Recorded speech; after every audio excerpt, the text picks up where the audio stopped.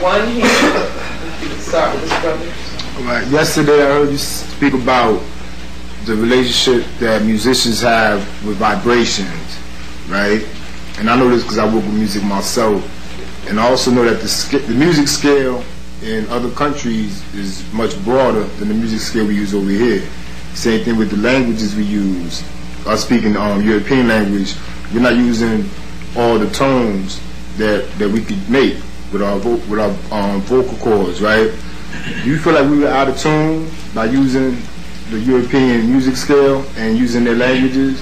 Would that help part of the healing of speaking our original language or relearning our original language? I agree with you, and I think that's what I said last night. I think the whole thing was about language.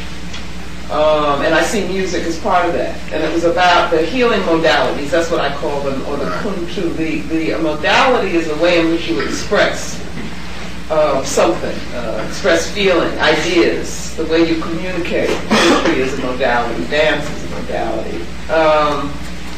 And I'm saying that I don't think we can be healed using the narrow, limited forms that, as they are defined within a European context. That's part of what Yurugu is about. I heard somebody said that the book only had 30 pages that were relevant to African people. Well, that's interesting, and I'd like to hear what 30 pages that person was talking about. But it may seem it's talking about Europeans, but the reason it's doing that is precisely this issue, is that we've got to see, first we have to, it's like a deprogramming, that has to happen, right, to show that their modalities that they use are much too limited for what it is we need to do.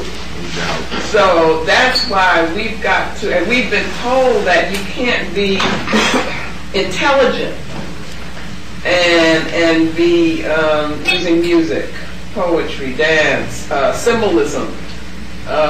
Whereas the opposite is true, is that if we come to understand African deep thought and begin to understand spirit as thought, then we'll see that spirit, our depth of spirit, allows us to relate to, respond to, and express the complexities of a multi-dimensional universe as it is understood in African terms.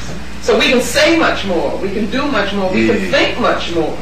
We can think our way out of this, what we're in, but we can't do that using the thought forms as they are described here, in terms of European culture. So I think music is extremely important.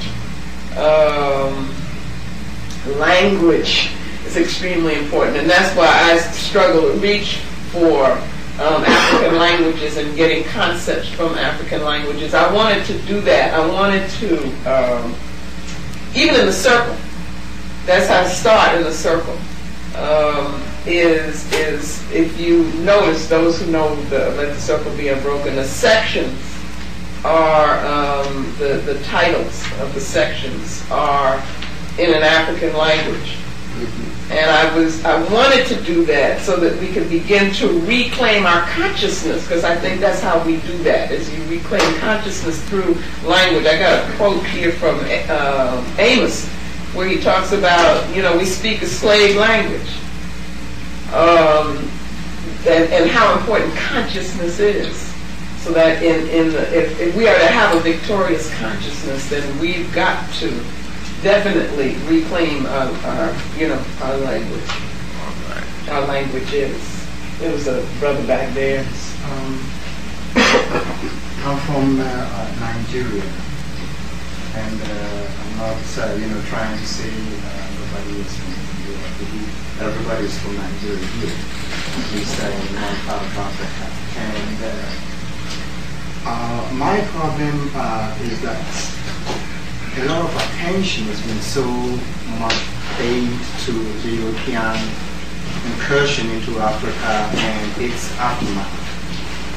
But what is troubling to me is the absence of concern on what the Muslims or the Arabs have done, because I have, in fact, even today, I like to talk to people, especially, Muslims from Africa, and my take on that is sometimes even more traumatic than the experiences I have talking to Christians, because in the Muslim part, it is very much like when one talks to one, it's like talking to an Arab person. The African traces are totally gone. It is like the ghost, you're talking to the ghost of Africa. And sometimes it has been very, very traumatic, especially because no attention or very little attention has been paid to that sector, and the dealing is on the European or the Christian part. I would, if you can, address that, problem. Yeah, I think that's an excellent point, because Urugu does not deal with that. And let me just say how I came to this book was through an understanding of the academy here and the role that it had played in terms of affecting our consciousness, enslaving what we would call mental incarceration. And yet, at the same time, the feeling that most people of African descent have about what they consider to be education, and the assumption that the way Europeans have defined, educational institutions is the only way. And I wanted to show that definition brings with it a particular concept of truth, which has been used to enslave us. But they say it's not a particular concept of truth, it's the universal concept of truth, and it's objective concept, and so forth. And I needed to be able to show that. That's not so easy to do. So that's the focus on European, is because of what they have done intellectually. I think more than any other group of people, they have used the intellect, so-called intellectual forms and conceptual forms and language and all of that, and formal education. They have used it to colonize and to enslave. A work needs to be done which deconstructs, let's say, the Arab assault on African people, and they may not be the only ones, because we leave ourselves open. Everybody going to want a piece, of Africa. I see their intrusion and the debilitating effect that they have had on African people,